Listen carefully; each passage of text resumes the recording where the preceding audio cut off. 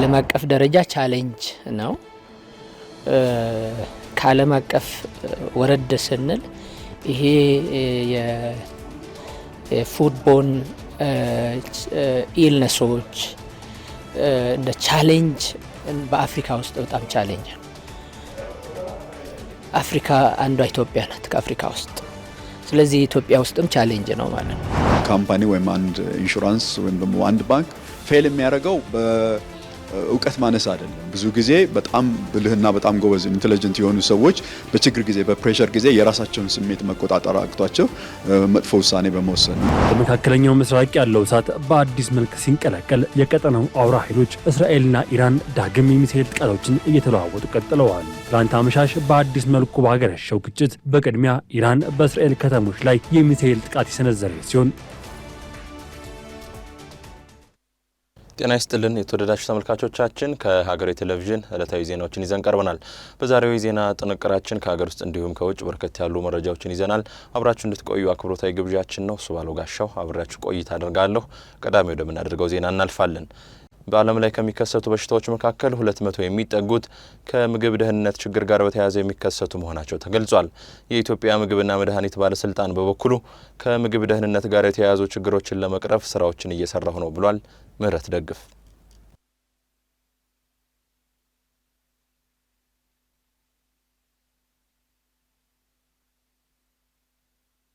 በዓለማችን ላይ ከ800 ሚሊዮን በላይ ሰዎች ደህንነቱ ባልተጠበቀ ምግብ አማካኝነት ለተለያዩ በሽታዎች እንደሚጋለጡና ከነዚህ መካከል ደግሞ 1.5 ሚሊዮን የሚጠጉ ሰዎች በዚሁ በደህንነቱ ባልተጠበቀ ምግብ አማካኝነት ህይወታቸውን እንደሚያጡ የዓለም የምግብ ፕሮግራም ድርጅት ገልጿል። እንግዲህ ችግሩ በአፍሪካ ብሎም ደግሞ በኢትዮጵያ ሰፊ መሆኑን እንዲሁም ደግሞ ትኩረት ተሰጥቶ ሊሰራበት የሚገባ ጉዳይ መሆኑን የኢትዮጵያ ምግብና መድኃኒት ባለስልጣን ገልጿል።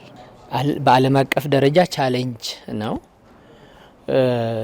ከዓለም አቀፍ ወረድ ስንል ይሄ የፉድቦን ኢልነሶች እንደ ቻሌንጅ በአፍሪካ ውስጥ በጣም ቻሌንጅ ነው። አፍሪካ አንዷ ኢትዮጵያ ናት ከአፍሪካ ውስጥ። ስለዚህ ኢትዮጵያ ውስጥም ቻሌንጅ ነው ማለት ነው። እኛም በተለያየ አሰስመንቶች በምናደርገው የቁጥጥር ዘርፎች የምናገኛቸው ቻሌንጆች አሉ። ስለዚህ ይሄ ቻሌንጅ ስላለ ነው እኛም መፍትሄ መበጀት አለበት። ሁሉም እዚህ ላይ መረባረብ አለበት። የአንድ ተቋም ኢሹ አይደለም የምንለውም ለዚህ ነው። ምናልባት እንደ ሀገር ያው የለንም የተሟላ ዳታ ገና እየተሰራ እየተጠና ያለበት ሁኔታ አለ። እሱ ሲመጣ እንግዲህ የምናየው ነገር ችግሩ በጣም አለ። የምናየው የምንሰማው ተለያየ መልኩ ችግሩ ቪዚብል የሆነ ነገሮች አሉ። ከ200 በላይ በሽታዎች ከምግብ ጋር የተገናኙ ናቸውም የተባለ ሲሆን 29 በመቶ የሚሆኑት ተጠቂዎች ከ5 ዓመት በታች የሆኑ ህጻናት መሆናቸውም ተነግሯል። በኢትዮጵያ ከህገ ወጥ ምግብ ክለሳ ወይም ባዕድ ነገሮችን መቀላቀል፣ የተቋማት ጠንካራ የተቀናጀ ክትትል አለመኖርና መሰል ተግዳሮቶች ችግሩን እያስፋፉት መሆኑንም የዘርፉ ባለድርሻዎች ያነሳሉ። ከግንዛቤ ክፍተት የሚመጡ ብዙ ችግሮች አሉ። ሌላው እንግዲህ የቀድሞ የምንከላከልባቸው የምግብ ደህንነት ስርዓቶች የሚባሉ አሉ። የመልካም አመራረት ስርዓት ሀስፕ የሚባሉ አይሶ ብዙ ሲስተሞች አሉና እነሱን አለመተግበር ለዚህ ነገሮች የምንጋለጥበት ሁኔታዎች አሉ። እንግዲህ አንዳንድም የቅንጅት ማነስ አለ። በዘርፉ ያሉ እንግዲህ ብዙ አሉ። በአንድም በሌላ መልኩ እዚህ ምግብ ደህን ጉዳይ ላይ የሚሰሩ የነሱ አለመቀናጀት የቁጥጥር ማነስ በተወሰነ መጠን አለ። አብዛኛው የአመራረትና የአያያዝ ጉድለት ነው። ስናመርት ስንይዝ እያንዳንዱ ነገር እነዚህ ነገሮች በጣም በአጭር ጊዜ ውስጥ መፈታት ያለባቸው ጉዳዮች ናቸው። ሌላው ደግሞ እንደ ትልቅ ነገር ኃላፊነትን አለመውሰድ፣ ለምሳሌ ከምግብ ጋር አንዳንድ ነገሮችን ደባልቆ መሸጥ በተለያዩ ነገሮች ናቸው። ይሄ ሁሉ አያያዝ ጉድለት ደግሞ ምንድነው የሚያመጣው? ጀርሞች መበከልን ያመጣል። በአብዛኛው ጊዜ በአብዛኛው ወደ 70-80% የሚሆነው የምግብ ወለድ ችግሮች የሚመጡት ከጀርሞች ነው። ይህን ጀርም ደግሞ መከላከል የሚቻለው በቀላሉ ያንን ንጽህናውን በመጠበቅ ማድረግ ይቻላል ማለት ነው። የዛን ነው የምግብ ደህንነት ችግር ከዜጎች ጤና ባሻገር የሀገር ኢኮኖሚና ሌሎችን ዘርፎች የሚጎዳ መሆኑም ተመላክቷል። ለዚህም በቅንጅት መስራትና የግንዛቤ ማስጨበጫ ስራዎችን በተጠናከረ መልኩ ማመቻቸት እንደሚገባም ተነግሯል። አንደኛ እንግዲህ ሁሉም በዘርፉ ላይ ያለው አስተዋጽኦ ሊያበረክት ይገባል። ተቆጣጣሪውን ቁጥጥሩ መስራት አለበት። ሪሰርቸሩም ምን ችግር አለ በምንገበብ ላይ አዳዲስ ሳይንቲፊክ አይዲያዎችን መምጣት አለባቸው። ስለዚህ እነሱን ማድረግ ይጠበቃል። ህገወጥ በተለይ ከምግብ ክለሳ ጋር የተያዙ ጉዳዮች አሉ። እነሱን ከመከላከል አንጻር አብሮ መስራት ያስፈልጋል። በጣም ህብረተሰቡም የራሱን አስተዋጽኦ ማድረግ እነዚህም በማጋለጥ እነዚህ የሚደረጉ ድርጊቶችን በማድረግ እንዲሁም የሚሰጡ የግንዛቤ ትምህርቶችን መተግበር ያስፈልጋል። ስናመርት ምንድነው መደረግ ያለበት፣ ትራንስፖርት ስናደርግ ምን ማድረግ አለበት፣ ስንመገብ ምን ማድረግ አለበት የሚሉ ነገሮች ላይ ግንዛቤ ሁኔታ ላይ ነው። ሌላው ደግሞ ኢንቨስትመንት መኖር አለበት። ኢንቨስትመንት ማለት ምንድነው የምግብ መሰረተ ልማቶች ላይ ምግብ ስናመርት መሰረተ ልማት አለ፣ ትራንስፖርት ስናደርግ አለ። ምግብ መሰረተ ልማቶች የምንለው በትራንስፖርቴሽን በተለያዩ ነገሮች ላይ፣ ሌሎች ደግሞ በእያንዳንዱ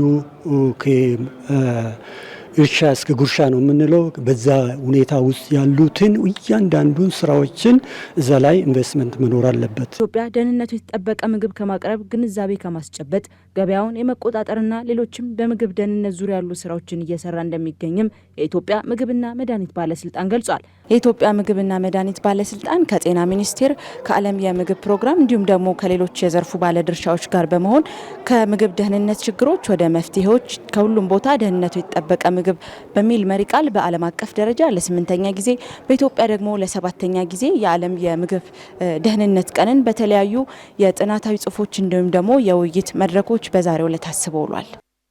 በፋይናንስ ዘርፉ ላይ የሚስተዋሉ ማጭበርበሮች እየጨመሩ ስለመምጣታቸው የዘርፉ ባለሙያዎች ገልጸዋል። ለዚህም የእውቀት ማነስ እንደ ዋና ምክንያት የሚጠቀስ ቢሆንም የዘርፉ ባለሙያዎች ግን ዋነኛው ምክንያት የአእምሮን የስራ ሂደት ካለመረዳት የሚመነጭ መሆኑን ይገልጻሉ። ደምሰው ይፈራው በኢትዮጵያ ውስጥ ያለው የፋይናንስ ተቋማት የዲጂታላይዜሽን ሽግግር በከፍተኛ ፍጥነት እያደገ እንደሚገኝ ይነገራል።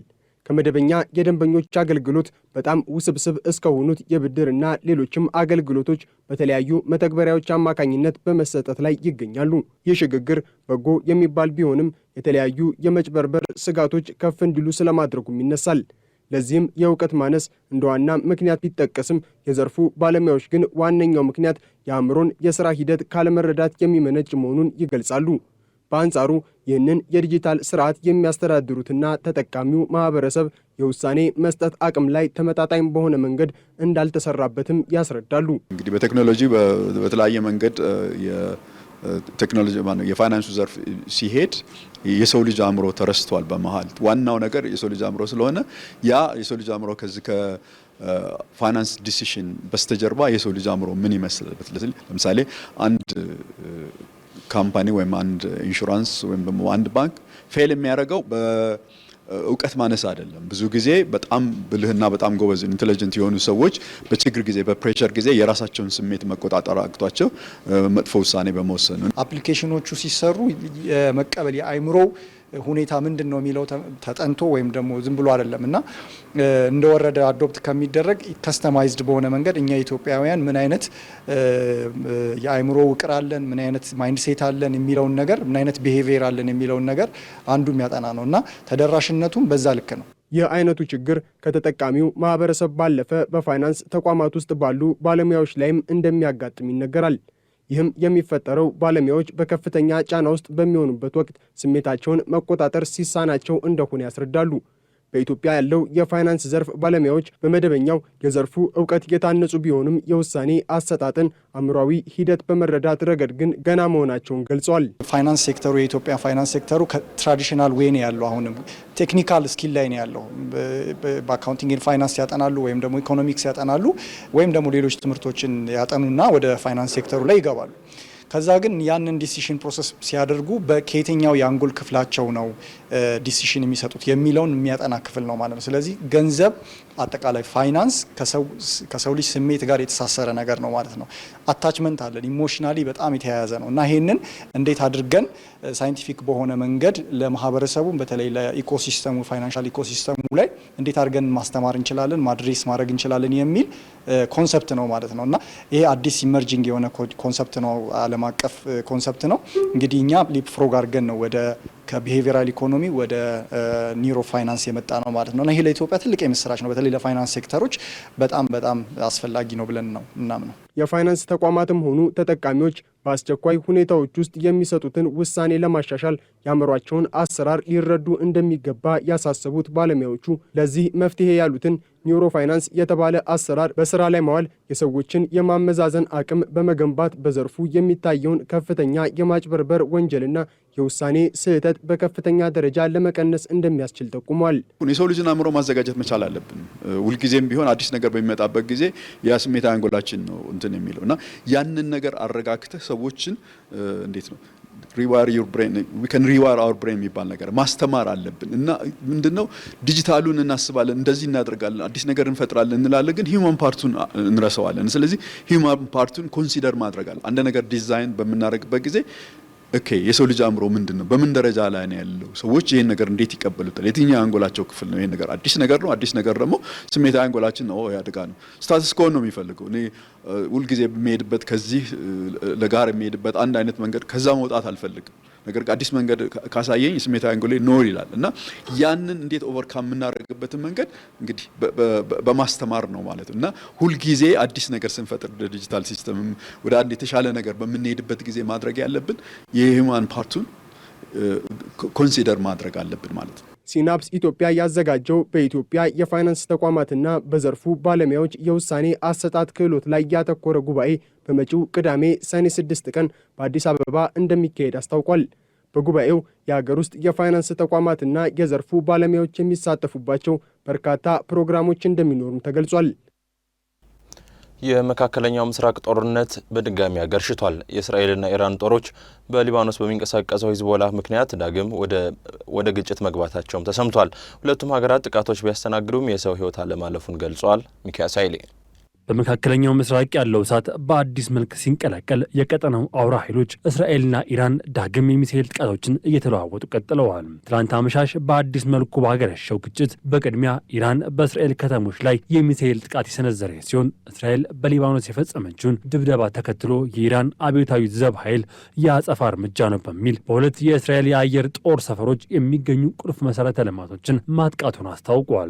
የእስራኤል የአየር ኃይል በኢራን ሰሜናዊ ምዕራብ ከተማ ታባሪዝ በሚገኘው ወታደራዊ ተቋም ላይ የአየር ድብደባ መፈጸሙን የኢራን መገናኛ ብዙሃን ዘግበዋል። ከታባሪዝ በተጨማሪም በዋና ከተማዋ ቴሄራንና በኢስፋን ከተሞች ፍንዳታዎች የተሰሙ ሲሆን እስካሁን በሰው ሕይወት ላይ የደረሰ ጉዳት አለመኖሩ ተገልጿል። የእስራኤል ጥቃት ተፈጸመው ኢራን በእስራኤል ላይ የአየር ድብደባ ካደረሰች ከሰዓታት በኋላ መሆኑም ሰምተዋል። በሀገራቱ መካከል የተደረገው የሚሳኤል ልውውጥ ባሳለፍነው ሚያዝያ ወር በአሜሪካና ኢራን መካከል የተኩስ አቁም ስምምነት ከተደረሰ በኋላ ለመጀመሪያ ጊዜ የተፈጸመ ጥቃት ነው ሲል ቢቢሲ ዘግቧል። ይህ አደገኛ የጥቃት ማገርሸት ፕሬዚዳንት ዶናልድ ትራምፕ በመካከለኛው ምስራቅ ያመጡት ደካማ የተኩስ አቁም ስምምነት ፈተና ውስጥ መሆኑን ማሳያ ነው ሲል የፖለቲካ ተንታኞች እየገለጹም ይገኛሉ። እነዚህ ጥቃቶችና የመልስ ምቶቹ በአሜሪካ አሸማጋይነት በሚያዝያ ወር መጀመሪያ የተኩስ አቁም ስምምነት ተግባራዊ ከሆነ ወዲህ ኢራንና እስራኤል እርስ በርስ ሲታኮሱ ይህ የመጀመሪያው ነው። ግጭቱ የጀመረው በኢራን የሚደገፈው የሊባኖስ ታጣቂ ቡድን ሂዝቦላ ጋር ውጊያ ባገረሸበት ወቅት እስራኤል በቤይሩት ላይ የፈጸመችው ጥቃት ሲሆን ይህ ሁኔታ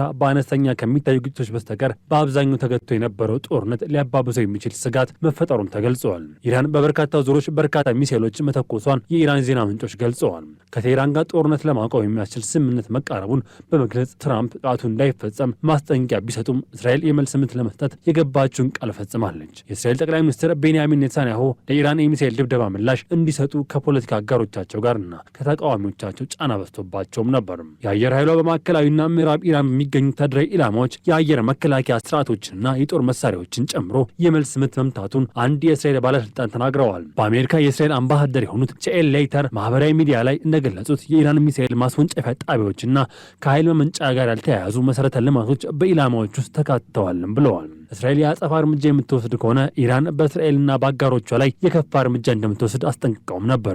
ሰኞ ጠዋት ተጨማሪ ሚሳኤሎች ከኢራን እየመጡ መሆኑን የሚጠቁሙ ማስጠንቀቂያ ደውሎች በእስራኤል የተሰሙ ሲሆን ከየመን የተኮሰው ምናልባትም በአብዛኛው የየመን ክፍል የሚቆጣጠረው በኢራን የሚደገፈውና በአሜሪካ በአሸባሪነት የተፈረጀው የሁቲ ቡድን የተኮሰ ባላስቲክ ሚሳኤል ማክሸፏን እስራኤል አስታውቃለች። እስራኤል የአሜሪካ አምባሳደር የሆኑትን ማይክ ሃክቢ በማህበራዊ ሚዲያ እንደገለጹት እስራኤል ጥቃቱን ለማክሸፍ የምታደርገው ጥረት ፍንዳታዎች ይሰሙ እንደነበረም ገልጸዋል። ተናግረዋል። ከየመን በተሰነዘረው ጥቃት ሆነም በመጀመሪያዎቹ የኢራን ጥቃቶች እስካሁን ምንም አይነት ጉዳት አልተዘገበም ተብሏል። የኢራን መንግስት ከባድ ስህተት ፈጽሟል ያሉት አንድ የእስራኤል ጦር ቃል አቀባይ እስራኤል በሊባኖስ በሂዝቦላ ላይ የምትወስደው እርምጃ እንደምትቀጥልም አክለዋል።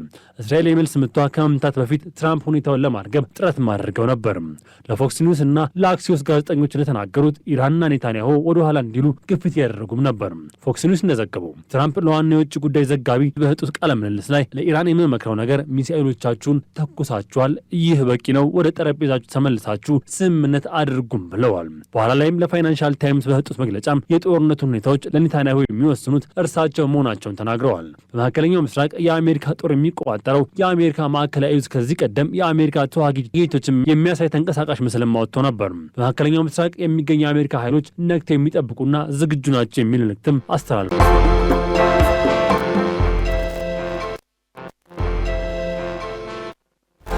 ሀገሬ ዜና እንደቀጠለ ነው። የተወደዳችሁ ተመልካቾቻችን፣ አሁን ደግሞ ወደ አጫጭር መረጃዎች እናልፋለን።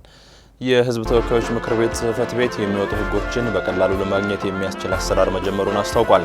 የሚወጡ ሕጎችን በቀላሉ ለማግኘት ከሚያስችለው አሰራር ውስጥ ሕጎችን የማጠቃለል ስራ አንዱ መሆኑን በጽሕፈት ቤቱ የሕግ ማሻሻያና ቁጥጥር ተጠባባቂ መሪ ስራ አስፈጻሚ አሰፋ ሻረው ተናግረዋል። ከ1987 ዓ.ም ጀምሮ የወጡትን ሕጎች በየወጡበት ዓመት የማጠቃለልና እንደየዘርፋቸው የማደራጀት ስራው ተጠቃሚዎች በተለይም የዳኝነት አካሉና ጠበቆች ሕጎችን በቀላሉ እንዲያገኙና ፍትህ እንዳይዛባ ለማድረግ ግልጽ አሰራር ሊፈጥርላቸው እንደሚችልም ጠቁመዋል።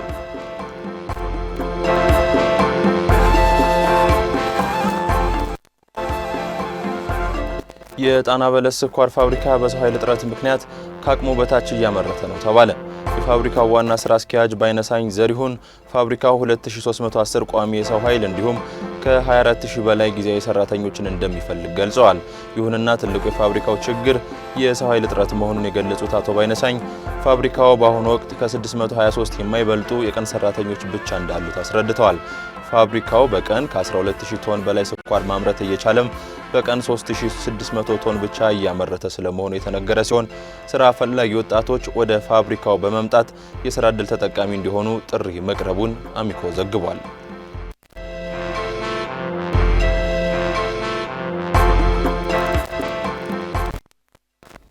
የኢትዮጵያ ግብርና ምርምር ኢንስቲትዩት በባዮቴክኖሎጂ ምርምር አቲቱ የተሰኘና ወተትን ለማርጋት የሚያስችል የፕሮባዮቲክ እርሾ ይፋ አድርጓል። ኢንስቲትዩቱ አዲሱን የምርምር ውጤት ይፋ ያደረገው የዓለም የወተት ቀንን አስመልክቶ በተዘጋጀ የጋራ ውይይት መድረክና አውደ ርዕይ ላይ ነው። አዲሱ የፕሮባዮቲክ እርሾ በሀገሪቱ ያሉ የወተት ማቀነባበሪያ ድርጅቶች በውጭ ምንዛሪ አስገብተው የሚጠቀሙበትን እርሾ የሚተካ መሆኑን የኢንስቲትዩቱ ዋና ዳይሬክተር ንጉሴ ደቻሳ ተናግረዋል። ይህ የምርምር ውጤት የወተት ማቀነባበሪያዎችን የውጭ ምንዛሪ ከማዳን ባለፈ ፓስቸራይዝድ የተደረገ ወተትን በ4 ሰዓታት ውስጥ ማርጋት እንደሚያስችል መጠቆማቸውን ኢዜአ ዘግቧል።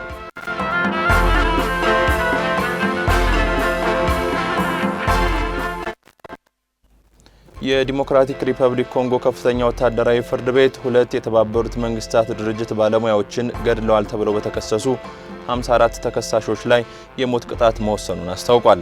ይህ የመጨረሻ ውሳኔ የተሰጠው ግድያው ከተፈጸመ ከ9 ዓመታት ገደማ በኋላ ነው። አሜሪካዊው መርማሪ ማይክል ሻርፕና የስዊድንና ቺሊ ዜግነት ያላት ባለሙያ ዛይዳ ካታላን የተገደሉት በመጋቢት 2017 ማዕከላዊ ካሳይ አካባቢ የነበረውን ግጭት በማጣራት ላይ ያሉ ነበር። ፍርድ ቤቱ እንዳስረዳው ባለሙያዎቹ ተጠልፈውና ከዳተኞች ተብለው ከተወነጀሉ በኋላ ወደ ተዘጋጀላቸው ወጥመድ ገብተው ተገድለዋል። የሞት ቅጣት ከተፈረደባቸው መካከል የኮንጎ ጦር መኮንን የሆኑት ኮሎኔል ዣን ዲዲዮ ማምቢዌኔ ይገኙበታል። የሀገሪቱ ብሔራዊ ሰብአዊ መብት ኮሚሽን ግን ግድያውን በዋናነት ያቀነባበሩ ከፍተኛ ባለስልጣናት ለፍርድ ባለመቅረባቸው ፍትህ ገና አልተሟላም በማለት ትችት ማቅረቡን አፍሪካ ኒውስ ዘግቧል።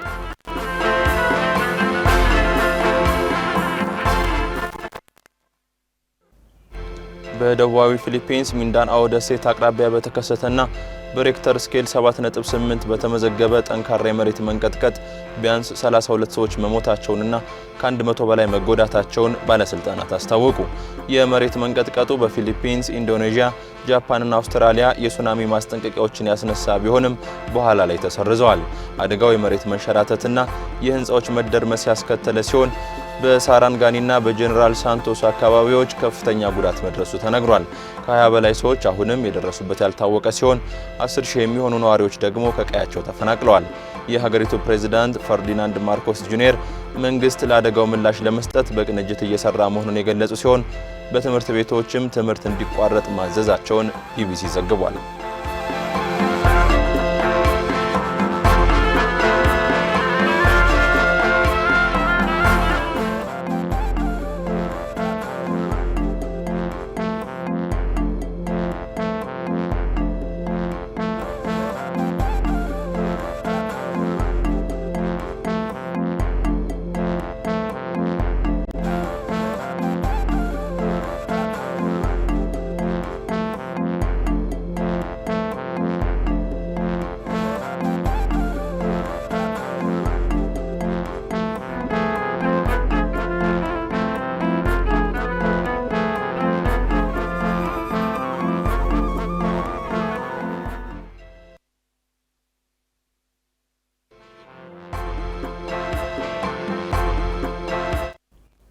የካፒታል ገበያ ባለስልጣን ዩናይትድ ካፒታል ለተሰኘ የናይጄሪያ ኩባንያ የኢንቨስትመንት ባንክ አገልግሎት ፍቃድ ሰጥቷል። የመሰል ባንኮች ገበያውን መቀላቀል መካከለኛና አነስተኛ ኢንተርፕራይዞች እንዲሁም ስታርታፖች ተጠቃሚ የሚሆኑበት ሰፊ እድል የሚፈጥር ስለመሆኑ ተመላክቷል። ዳግም ተገኝ በቢዝነስ ጥንቅሩ ተመልክቶታል።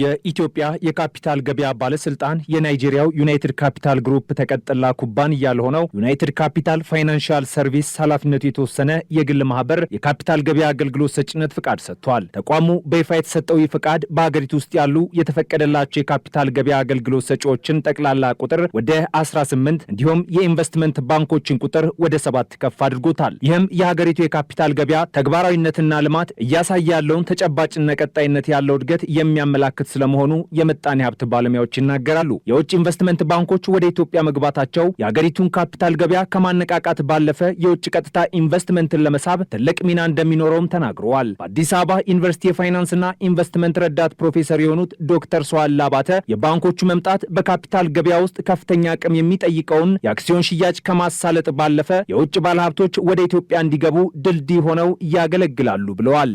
ራሳቸው ይዘው የሚመጡት ኢንቨስትመንት ኤፍዲአይ ነው። ኢትዮጵያ ውስጥ ኢንቨስትመንት ባንክ ለማቋቋም ሲመጡ ሪሶርስ ዞን የሚመጡ እሱ አንድ ሶርስ ኦፍ ኤፍዲአይ ነው። ሁለተኛ እነዚህ ዓለም አቀፍ ተሞክሮ ያላቸው ኢንቨስትመንት ባንኮች ከዚህ በፊት በሚሰሩባቸው ኢኮኖሚዎች ውስጥ ያላቸውን ግንኙነት ኔትወርክ ተጠቅመው ኢንቨስተሮችን ወደ ኢትዮጵያ ገበያ ለማምጣት ትልቅ እድል ይኖራቸዋል፣ አቅም ይኖራቸዋል። የዲዩ ዲሊጀንስ ስራ የማጣራቱን ስራ እነዛን ኢንቨስተሮች ወክለው እነሱ ስለሚሰሩ ያላቸው አድቫይስ ስለሚያደርጓቸው ትረስት የማድረጉ እነሱ የሚሉትን የመስማት እድሉ ሰፋ ይላል።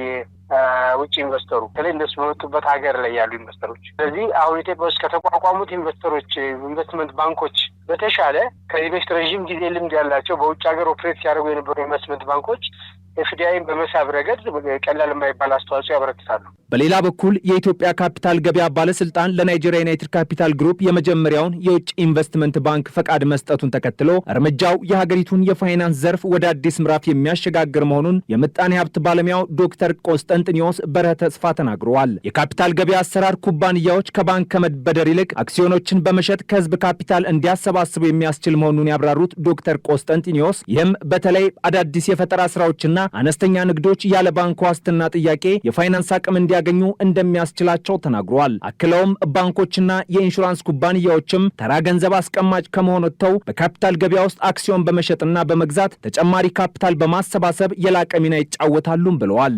እኛም ሀገር አሁን ዋናው ትኩረቱ መሆን ያለበት አንደኛ እነዚህ እንዳልከው ስታርታፕስ እና በተለይ እነዚህ የፊንቴክ ስታርታፕስ ማሳደግ የምንችልበት መንገድ መኖር ይኖርበታል። ሁለተኛ ደግሞ በግብርና የሚተዳደር ነው አብዛኛው ህዝባችን። የገበሬው ገንዘብ ወደ ባንኮች እየገባ ገበሬዎቹ ደግሞ በትልልቅ እርሻዎች ላይ ገንዘባቸውን አክሲዮን መግዛት ሲጀምሩና እያደጉ ሲሄዱ ነው ሀገሩን ማደግ የሚችለው። ባንክ ውስጥ ሄዶ 10,000 ብር ከማስቀመጥ የባንክ አክሲዮን ቢገዛ በ10,000 ብር አንድ ሰው 10,000 ብሩ ተቀምጦ ምናልባት 7% በየአመቱ ያገኛል። 10,000 ብሩ ግን አክሲዮን እስከ 50% በየአመቱ ሊያገኝ የሚችልበት ሁኔታ ይፈጠራል። ከዛም እነዚህ ኩባንያዎች በጣም ተሰክቶላቸው ካደጉ ደግሞ በ100% እጥፍ ትርፍ ሊያመጣ የሚችል ነገር ነው። ይህንን ግንዛቤ እንዲኖረው ሰው ነው የሚያስፈልገው እና ደግሞ ሊሰሩ የሚችሉ ስታርታፕስ አሁን አንድ ኮንስትራክሽን አለ ሲባል ኮንትራክተር አለ፣ ዕቃ አቅራቢዎች አሉ፣ ሰራተኛ አቅራቢዎች አሉ። እነዚህ ሁሉ ተጠቃሚ የሚሆኑበት ሁኔታ ስለሆነ እነዚህ ደግሞ ሁሉ ገንዘባቸውን እዛው አክሲዮን ውስጥ የገቡ ነው ሀገሩን ኢኮኖሚ የሚያሳድጉት ማለት ነው። እነዚህ የውጭ ኢንቨስተሮች ያተረፉትን ትርፍ ወደ ውጭ ይዘው መውጣት የሚችሉበት ህጋዊ መብት ያላቸው መሆኑን ያመላክቱት ዶክተር ሷላ ባተ ይህ የካፒታል ሽሽት እንዳያስከትል የኢትዮጵያ ብሔራዊ ባንክ ተገቢውን የፖሊሲና የቁጥጥር ማዕቀፍ እያዘጋጀ መሆኑንም አስታውሰዋል። በሌላ በኩል የካፒታል ገበያውና የውጭ ባንኮቹ መምጣት ለትላልቅ ኮርፖሬሽኖች ብቻ ነው የሚለውን የተለመደ እይታ በተመለከተ መካከለኛና አነስተኛ ኢንተርፕራይዞች እንዲሁም ስታርታፖች ተጠቃሚ የሚሆኑበት ሰፊ እድል እንዳለም አብራርተዋል። ማንኛውም ኢትዮጵያ ውስጥ የሚመጣ የውጭ ኢንቨስተር ያተረፈውን ትርፍ ዲቪደንድ ሪፓትሪየት እንዲያደርግ የሚፈቅድ ህግ ወጥቷል። ስለዚህ ይህን የሚያደርጉ ባንኮች፣ ኮመርሻል ባንኮች ይሄ ማንዴት ተሰጥቷቸዋል። በነጻነት ካፒታላቸውን ሳይሆን ለትርፋቸው ላይ ያለውን ዲቪደንዳቸውን ይዘው መውጣት ይችላሉ። ያን የሚፈቅድ ህግ ወጥቷል። ይሄ ጉዳይ ደግሞ እንዳልከው የውጭ ምንዛሬ ክምችቱ ላይ የራሱን የሆነ አሉታዊ አስተዋጽኦ እንዳያበረክት መንግስት፣ ብሔራዊ ባንክ በዋናነት እነዚህ የሚሆኑ የፖሊሲ ግብዓቶች ከንግድ ሚኒስቴር ጋር ሆነው እየሰሩ ነው። ቲንክ በዚህ ሰዓት ጨርሷል ብዬ አምናለሁ። ከፍተኛ የሆነ ቁጥጥር የሚደረግበት ዘርፍ ነው። የካፒታል ገበያውና የውጭ ኢንቨስትመንት ባንኮች መምጣት የሀገር ውስጥ የንግድ ተቋማት ዘመናዊና ግልጽ አሰራር እንዲከተሉ በማድረግ በመላው የኢኮኖሚ ስርዓቱ ላይ የጎላ አዎንታዊ መነቃቃትን ይፈጥራል ተብሎም ይጠበቃል።